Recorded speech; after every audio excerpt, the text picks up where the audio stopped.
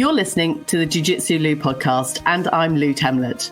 I'm guessing you're having a good day because either you've been on the mats, are considering getting on the mats, or maybe taking your family to train. I'm so happy you're here listening or watching this episode. Please don't tap out before the end. When you want to start a Jiu Jitsu school, learn what works for everyone else. I'd like to welcome Ian to my podcast. Hi, Ian. How are you doing? Hi, Lou. Yeah, I'm doing good. Thank you. Very Fantastic. Good. Thank you so much for joining me. Let's have a bit of an introduction because you are Ian and you own an independent Jiu Jitsu school. So give me a bit of your background and what you're up to now. Okay. I'm Ian Rossiter, frustrated Jiu Jitsu player. I've been training Brazilian Jiu Jitsu since 1999. My original background was traditional Japanese Jiu Jitsu, which I started in 1987. And as with us, most of us, people that have been around a long time, the UFC came along, Hoist Gracie ripped it up, and we had to learn it. And look for schools around that time, and away we go. That's amazing. Remind me what year, 1987, did you start? Traditional Jiu Jitsu, yes. Okay, so tell me about traditional jiu-jitsu. What does that look like? So there's varying different styles, as there is with Brazilian Jiu-Jitsu. The style I learned was from a gentleman from Kidderminster called Ron Banfield, who taught my instructor. Lots of groundwork. Yep. Lots of punching and kicking. Ooh. And throws and everything, wrist locks.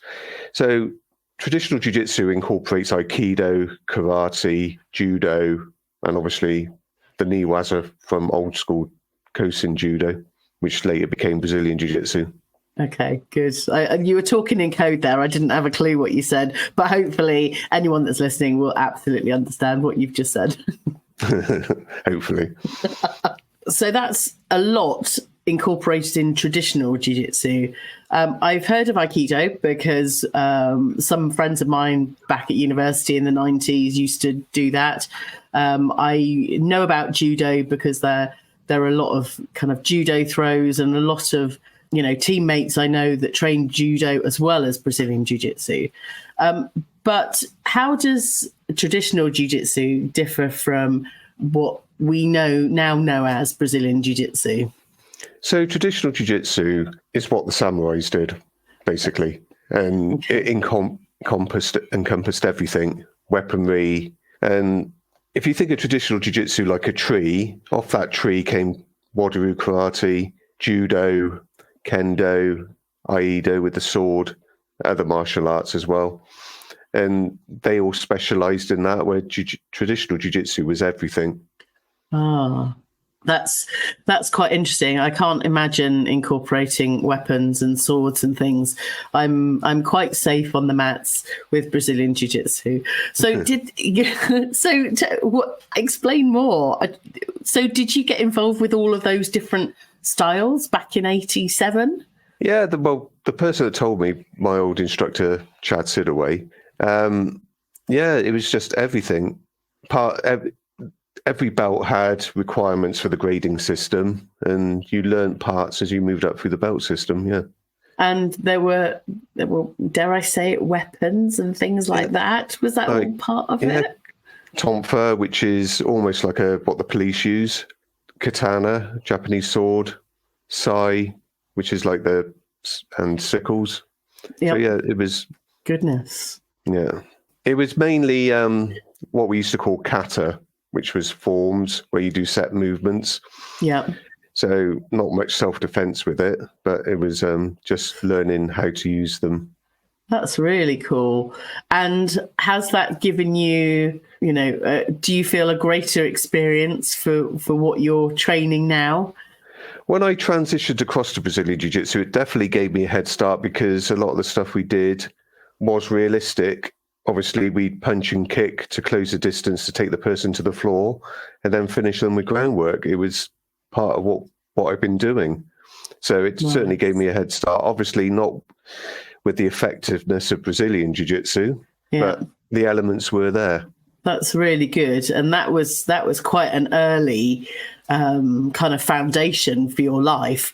Not as early as I would have liked. Oh, okay. Tell me about as early as you would like. Oh, so when I was a child, I always wanted to do martial arts, but my parents said, "You beat your brother up. We're not going to pay for you to do this." So when I started working, I stumbled across a Jiu Jitsu school in Western, and I was fortunate that they did stop me, because Jiu Jitsu wasn't in Western-super-Mare back when I was young. I would have probably ended up doing something like karate, and no disrespect to karate. Yeah.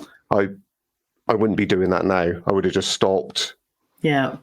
And probably got bored of it. And I was fortunate to come across Chad, my instructor, and away we went. I think it's really good, actually. We always find these activities or hobbies just at the right time in our lives when we're supposed to, rather than, kind of forcing it. Tell me why you were interested in martial arts in those very early days. I don't really know. I was a skinny, scrawny kid at school, and I wouldn't say picked on, but I just wanted to learn how to defend myself. And my age, late 70s, is all the kung fu stuff, and Bruce Lee was. So, just always Japanese culture and things like that always fascinated me. Oh, that's good. I remember growing up and my mum watching the Bruce Lee movies and all of that, but it never sparked my interest. But maybe there was something passed on in the genes to make me decide to start training now. So you run now an independent Brazilian Jiu Jitsu school in Western-super-Mare in the southwest of England, and tell me how that came about. Okay, so with the traditional jiu-jitsu, I started teaching when I was a third-degree black belt. And basically, as I said, the UFC come along. I wanted to then pursue Brazilian jiu-jitsu. So we used to travel around the country with one other guy that I used to train with, just to find instructors, because back in 1999, there was no instructors in this country. The nearest was Maurizio Gomez at the Custard Factory in Birmingham. Oh, yes. Or we had to go to London to Club Kensington and make use of people black belts that came over to the country to attend seminars. We were fortunate that a gentleman called Roberto Atala, that's all he did. He used to tour the UK giving seminars various weekends through the year. So we go up to Glasgow, down to Torquay, Paignton, and train with him. He was the first person to award me my blue belt at one of his seminars back in 2003. Wow. Maybe 2004. I have to check that, but I think it was late 2003 in Paignton. Fantastic. So you were promoted to your blue belt in 2004, which means it's 20 years since you were promoted to a blue belt, and now you're a third degree black belt. Yeah. Tell me about those blue belt journeys. It's just finding people to, back then, we're spoiled now. There's jiu-jitsu clubs everywhere, and there was nothing back then. It was, we had to learn from, it wasn't YouTube either. It was all scabby VHSs, and there used to be this book called The Fighter's Notebook, and it was like a Encyclopedia Britannica, and you'd open it up and it'd show you pictures of all the moves, and you try and link it together. And then obviously when an instructor came to the country, you'd go and train, and he'd say, well, you obviously learned that out of the book, you're doing it wrong. And I love that. And now we just, follow stuff on Instagram, and then it's still wrong because we have to watch it a million times. Yeah, but it was shortly after that I transitioned. I left my traditional jiu-jitsu instructor and opened and did my own thing. Wow, as a blue belt. Yeah, but I was doing a mixture of traditional jiu-jitsu and Brazilian jiu-jitsu, but we were rapidly moving away from that. Yeah, from the traditional side. So I've spoken with a number of people, and they go to the seminars within the UK, and they travel abroad, and they have lovely holidays, and they, go to training camps. But how many? It's quite a significant commitment to train a sport in this way. How many hours were you training back then of a week? I only used to run my club once a week. It then progressed to 2 as I got higher up the belts. Yeah. But I used to travel up to Bristol 2 to 3 times a week to train with either the 3 instructors I had in Bristol, Carlos Lemos, Italo Ferreira, and Chico Mendes. I used to travel up there 2 to 3 times a week to train with them. Wow. And then run my club. That's amazing. Yeah, Carlos came to Bristol in 2004. I remember going to the first session he did in a martial arts shop up Gloucester Road called Enzo Martial Arts, and it was a little padded little room out the back with mats. And yeah, I think that was the first Gracie Barra Brazilian Jiu Jitsu class that happened in Bristol. Wow. That's amazing. That was in 2004. Incredible. And we've come such a long way in those number of years as well. And the amount of classes and schools and you look at it now, I'm not even sure how many Brazilian Jiu-Jitsu clubs there are in Bristol now, because you think of all the amazing instructors you got Pedro, etc. Yes, and that's just one city, and if you're considering the whole country and all of the different strands of Brazilian Jiu-Jitsu. It's amazing. So all of that training, all of the experience, how difficult was it setting up your own Jiu-Jitsu school? It hasn't been that difficult. It's been quite organic. Obviously, I had a student base from the traditional Jiu-Jitsu when I moved across. Yeah. Yeah, and it's just grown organically over the years. Obviously, where I am now with a full-time gym, class of 7 days a week, that only happened a year ago. Oh. Yeah. So a year ago, we went from 3-4 classes a week to full-time in our own facility. Previously, I've always rented mat space. Yeah. So November last year, I spoke to my senior students, Martin, Paddy, and Chris, and said to them, look, we got an opportunity here. Let's do it. And they came on board with me. We were all equal partners, and the club wouldn't be there if it wasn't for them. So it's bringing them in and bringing them forward. So and giving them something to work for as well. And we're all working together. It's going really well. Really well. Fantastic. I'm really pleased for you. And actually, at the beginning of the show, when you want to start a jiu-jitsu school, learn what works for everyone else. And it sounds like you brought on an amazing group of individuals to support, but equally, working in partnership and making your school even more successful to, 7 days a week. Opportunity to train, and it doesn't sound like an easy thing to do. Whilst you make it sound really easy, there are all sorts of logistics and various other things that I'm sure you've had to overcome, even if you felt like they've been really easy. Yes, obviously there's 4 of us now. It's not just me calling the shots, so everyone has their different opinions on things. Obviously I'm old and grumpy. I've been doing things a certain way for, as you said, 20 odd years and the rest. And bringing the other guys in, they've got a younger outlook. Yeah. So they're bringing fresher ideas. I'm no good with this social media stuff. So they're all pushing ahead with that. And it's working well. It's working well. Good. Obviously being a legitimate business as well now. It's brings other really added complications, but... Yes, I can imagine. Yeah. Well, it sounds like it's going great guns. Whereabouts can people find your school? Tell us a bit more. So if you Google Rising Tide Brazilian Jiu Jitsu or Google my name, it'll bring up my website and all details are there. We're just off the motorway in Weston-super-Mare behind Sainsbury's. So as you pull into Weston, massive supermarket on the right-hand side. We're just tucked in behind there on the little industrial estate. Oh, everyone's welcome, as long as you're respectful. Good. Then, all's good. Fantastic. Now, I do want to ask you about, your kind of superhero special moves or something that a move that you would go, yeah, that's my move. What is it for you, Ian? What, tapping? Okay, that's a good one. I wasn't expecting you to say that. Don't tap out before the end, please. No. I love collar chokes. Okay, good. And that's come from my judo and jiu-jitsu, traditional jiu-jitsu background. I love setting up collar chokes, especially baseball bat. It's my favorite. I was taught that yesterday on the mat by Salvo at Gracie Bar in Bath.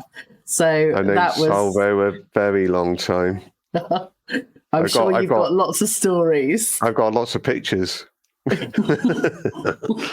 No, I got photos of us back in the day together when we were both lowly, when we were 2004 to between 2004 and 2006 in Bristol. Wow, nice.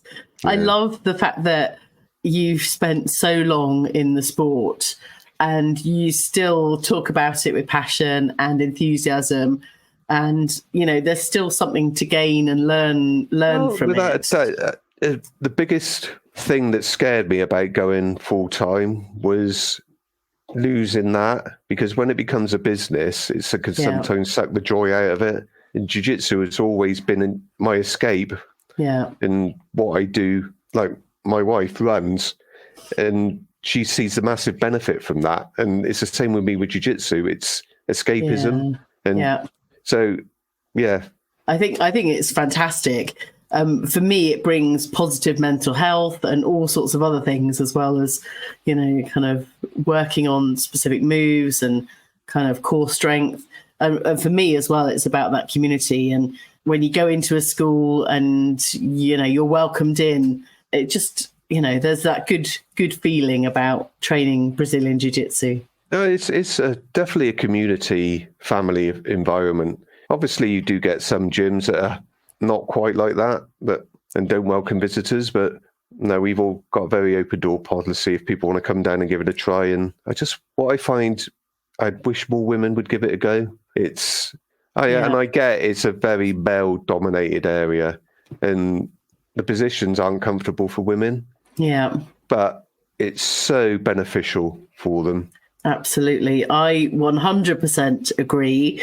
And that's the reason for setting up this podcast, was to really talk to people and encourage more women to start training. I think in the US, there are a lot more women over the age of kind of 40, 50, 60, or even 70 that train Brazilian Jiu-Jitsu. And, kind of overcoming the barriers and the fear. I wouldn't have started unless someone said, look, ladies train free for a month. Why don't you come and try it? And well over a year later, I'm still training and absolutely love it. But I'm not sure I would have even thought about the prospect prior to that point. So. It takes a very strong woman to actually step on the mat, I think, especially in such a male-dominated environment. Yeah. But it's a very friendly environment, isn't it? Oh, yeah. And that's the good bit, that everyone makes you feel very welcome and it's very calm. And, the feeling of empowerment and all of those positive things for both men and women and children. So your son trains Brazilian Jiu-Jitsu as well. Is that right, Ian? Yeah, he trains judo with our school. Our academy, we have judo there on a Tuesday night. And my children have trained judo, both of them have, since 4 years of age. Wow. So my son's 14 now. He's as tall as me. He does judo on a Tuesday and Brazilian Jiu-Jitsu with me on the other days. Nice. I think it's so important to involve the whole family. It's something to talk about or not talk about. It's good. Why do you think there is so much of a judo influence in Brazilian Jiu-Jitsu? Because it was a judo instructor that taught the graces. Ah, okay. I'm now learning more. Oh, right. Okay. So ask Salvo to borrow one of his books. I'm sure he's got loads of them. But it was a judo instructor, went to teach in Brazil, and he taught the Gracies. So really what we're doing is Brazilian judo. But obviously judo and jiu-jitsu are very intertwined. If you get the chance, Google Kosen Judo. Okay. And Kosen Judo, you will see so many similarities with the moves and everything. High focus on groundwork, or niwaza. So, I'll pop a link in the show notes for anyone that's interested and didn't quite catch that. This is the Jiu Jitsu Lou podcast with me, Lou Temlett, coming to you from the UK. When you're ready to pick up some Jiu Jitsu Lou merch, head over to jiujitsulou.com/shop. And if you're looking for a discount code, sign up to my newsletter. Today, I'm having a conversation with Ian from Rising Tide Brazilian Jiu Jitsu. So, Ian, we got to your blue belt journey, and talk to me about that, because setting up the school, for me, I talk to a lot of blue belts and white belts, obviously being a white belt. And, some of them have aspirations to set up a jiu-jitsu school at some point in the future. What is your greatest piece of advice? Okay. So although I said I set up as a blue belt, I was teaching as a black belt, third degree black belt in traditional jiu-jitsu. So my club was already in place. So I wasn't setting up as a blue belt. I was transitioning. And there was no schools about then either. And there was people in the area wanted to learn Brazilian Jiu-Jitsu because of the UFC, as I said earlier. When instructors became available in Bristol, I was traveling there to teach. What my advice would be, what I see nowadays is people getting disgruntled with where they're training, be it blue belts or purple belts, and opening their own schools and teaching full-time. And I saw an interview that was done by another podcaster recently with a guy from Pedro's called Crocs, Anthony Crocker. And he hit the nail on the head. If you're running a full-time academy at blue and purple belt, who's correcting your mistakes? It's a complex art. And as you alluded to in the title of this interview, podcast, what do you call it? I don't know. I'm interviewing you, Ian. It's fine. I don't want to come across and choose people off, but at blue belt and purple belt, you've got your game. You've learned your game, okay? But purple belt is the most important belt to me. You've established your game, what you're good at then, but you can apply it for yourself. But someone who's 6'4" like me, I need to understand how that worked for someone who's 4'6". And understanding the whole game. So, yes, if you're a blue and purple belt, opening your own school, great, but make sure you're still learning yourself. There's a massive amount of knowledge to learn. Even I'm still learning now. And I get people in to teach me leg locks. I get guest instructors into my club. And it's expanding all the time. It's a never, ever ending learning curve. And that's what's great about it. That's what's kept me interested all this time. Yes. I think that's, certainly a draw for me that, there is no end game. We are just constantly learning, and that desire to learn. And, one of my previous guests, Emily Isles, we were talking about a particular move that she would just train and perfect that over a year or two. And actually that struck me. It's like, okay, this is a lifelong journey.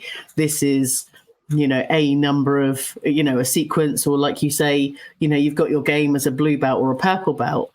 But it's such a massive kind of matrix of knowledge and information, not just for yourself, but for any other physical. Yeah.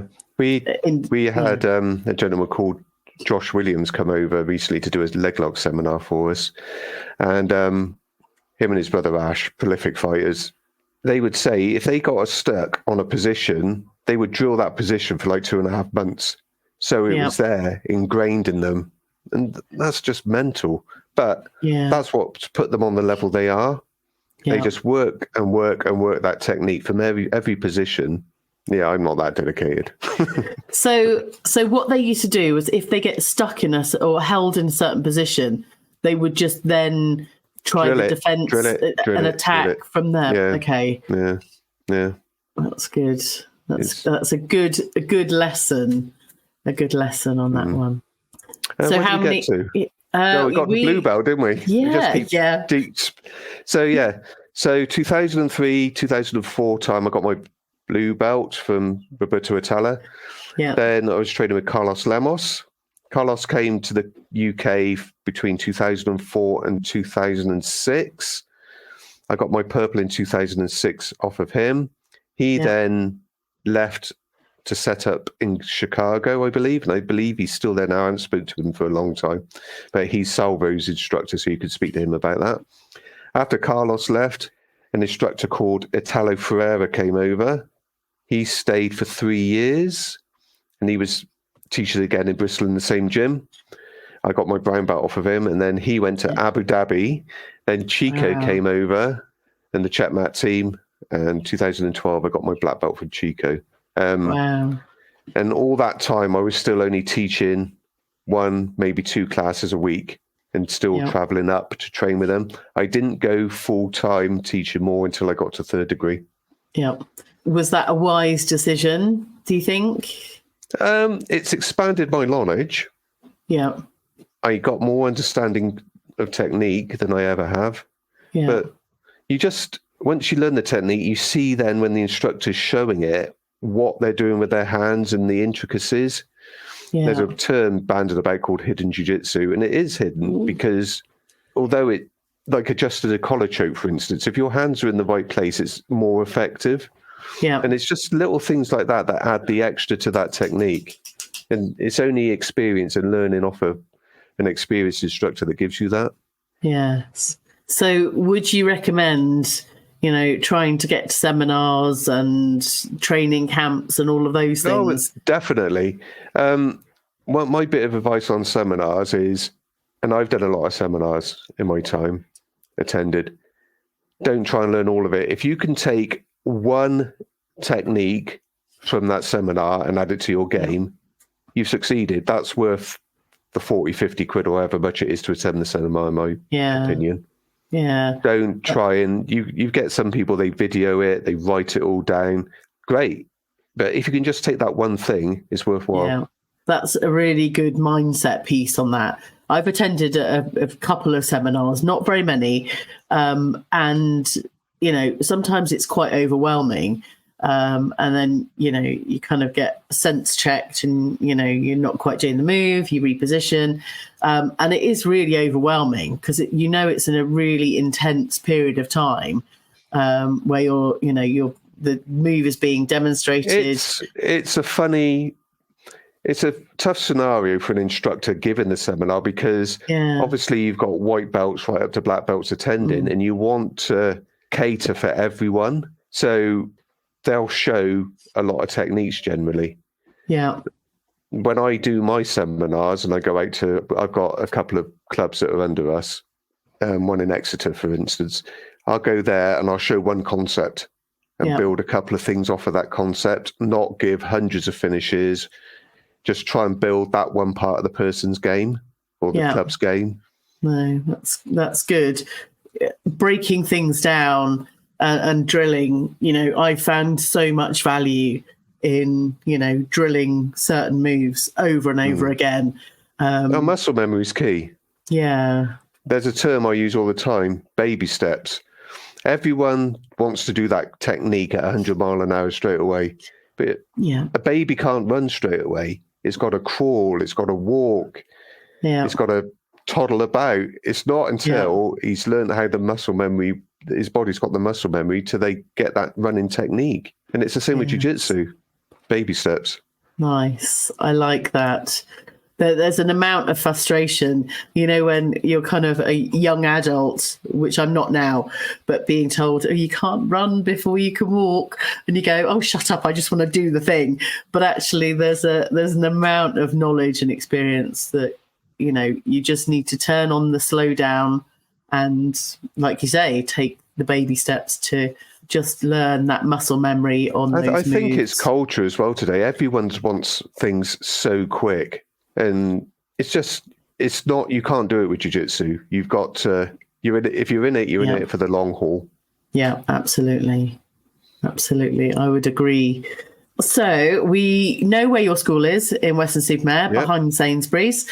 Are people welcome to come along for a trial class? Yeah, we offer 2 weeks free as standard. You can take as many classes as you want in that 2-week period. Don't buy equipment.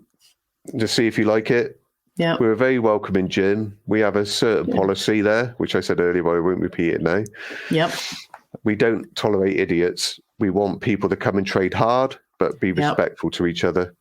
And more women. We want more women training. Good. Well, we will be putting out all of the social media and marketing.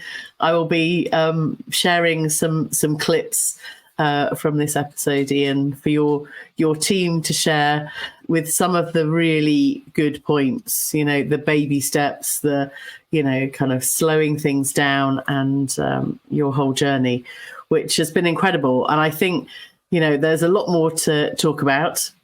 So you will get another invitation to join me on a future episode, which would be fantastic. I'm quite pleased I managed to get all the way through it without swearing. So this is a family show.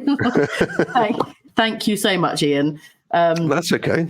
I really thank you for, finding some time to have a conversation with me. I feel very honoured talking with my first black belt on my Jiu Jitsu Loop podcast. So thank you for making this a first. And we will head out to Weston-super-Mare. Me and the kids will come and see your school and find out what you're all about. Yeah, you're more than welcome anytime, as I said. Fantastic. Thank you so much, Ian. Okay. Thank you. Speak soon. I hope you enjoyed this episode. Thank you for telling your friends about this show. To get notified of upcoming guests and special offers, head over to jujitsulu.com and subscribe. Thanks again for listening. Catch you on the next episode of the Jiu Jitsu Lu podcast.